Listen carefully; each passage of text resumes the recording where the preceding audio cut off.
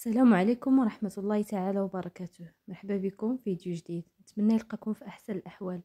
اليوم إن شاء الله غادي نشارك معكم حلوة سهلة وسريعة دغيا كتوجد ولذيذة، كتجي بحال المذاق ديال المعلكة ديال الكوك ولكن بلا سميدة. غادي نديروها فقط بدقيق الفينو. تبعوا معايا حتى للنهاية باش تشوفوا طريقة التحضير. اللي غادي نحتاج فيها هنايا 4 ديال البيضات،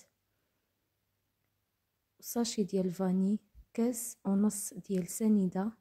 تنخلط مزيان هاد البيض والسنيده حتى كيذوب ليا مزيان داك السنيده.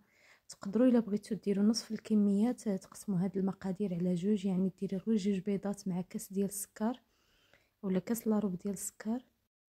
تنخلطوا مزيان حتى كيولي لينا الخليط بهذا اللون هذا كيميل الابيض. تنزيدوا هنايا كاس ديال الزيت. بالنسبه للكاس السعه ديالو 150 مليلتر، يعني بحال الكاس ديال العنبه.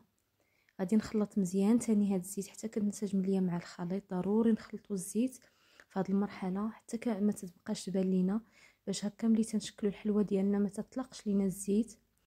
ومن بعد هنايا غادي نزيد 2 كيسان ديال الكوك، دائما نفس الكاس باش عبرت هو اللي غنبقى نعبر به جميع المقادير. غادي نخلط حتى كيدخل ليا هاد الكوك في الخليط. وهنايا غادي نزيد 2 خمارات من فئه 8 غرام، يعني المجموع ديال 16 غرام بالنسبه اللي عنده الخميره ديال العبار.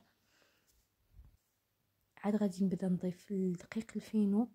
بالنسبه لدقيق الفينو غادي نعطيكم في الاخر الكميه اللي غتحتاجوا في هاد المقادير. هنايا زدت 2 كيسان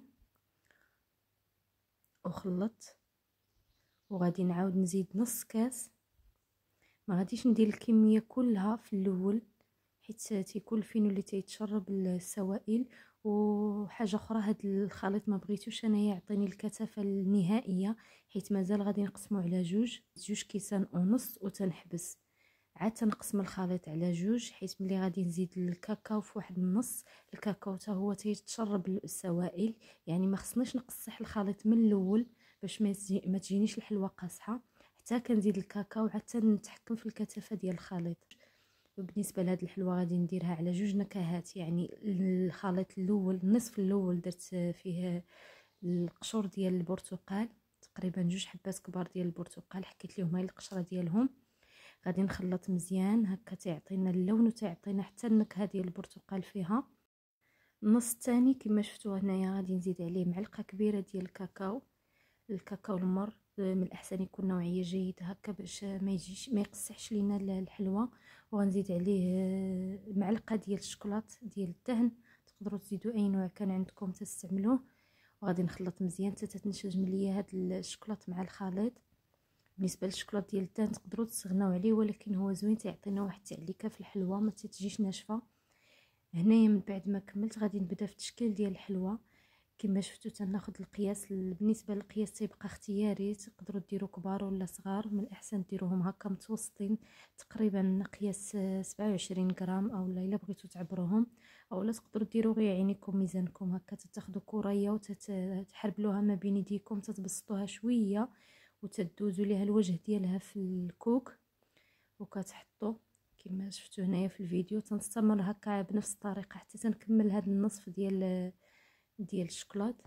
وبالنسبه للنص الاخر اللي درت فيه قشور ديال البرتقال، بالنسبه للقشور ديال البرتقال بقات لي الكثافه شويه جاريه، وعاد زدت عليه تاني معلقه ديال الفينو. بالنسبه لديال الشوكولات علاش ما زدتش الفينو؟ حيت الكاكاو المر تيتشرب، وهو تيتشرب السوائل ماشي بحال القشور ديال البرتقال بقات لي سائله. المهم تزيدوا عبار لي القياس على حسب عينيكم ميزانكم. تزيدوا معلقه، تقدروا تزيدوا جوج على حسب النوعيه ديال الفينو اللي استعملته.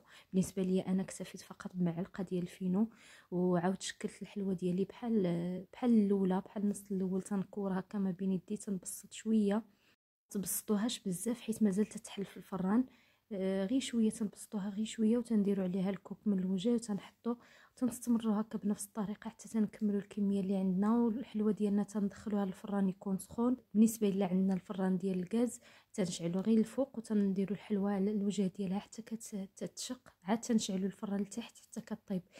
وبالنسبه للفران ديال الضو تقدروا تشعلوا من الفوق ومن التحت، ولكن تقربوا الطاوه للجهه الفوقانيه هكا باش تشق لكم الحلوه على الوجه ديالها. وبالنسبه راه دغيا تطيب، ما تاخذش اكثر من 10 دقائق، ما تعطلوهاش في الفران باش ما تجيش ناشفه، تكون باقا في هذيك العليكه ديالها. دغيا دغيا تطيب، ما تعطلوهاش في الفران. هذه ملاحظه مهمه جدا.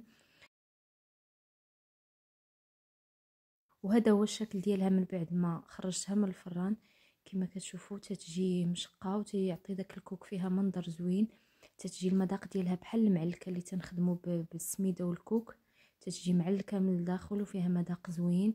بالنسبه لذاك القشور ديال البرتقال تيعطي مذاق زوين. والا ما بغيتوش تعملوا قشور البرتقال تقدروا تعوضوه بمعلقه ديال الكونفيتير اولا 2 معالق، وتحكموا في الكثافه وتزيدوا مازال السميده تحكموا في الكثافه ديالها.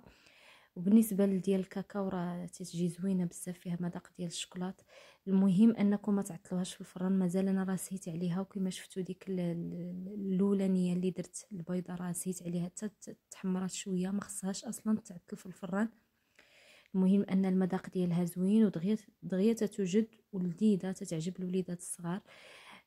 نتمنى يعجبكم الفيديو ديال اليوم. شكرا لكم الا بقيتوا معايا حتى لهنا في الفيديو. ما تنساوش تحطوا لي اعجاب الفيديو وتحطوا لي تعليق محفز. شكرا لكم على المتابعه وشكرا على تشجيعاتكم الدائمه. نتلاقاو في فيديو جديد ان شاء الله. السلام عليكم ورحمه الله تعالى وبركاته.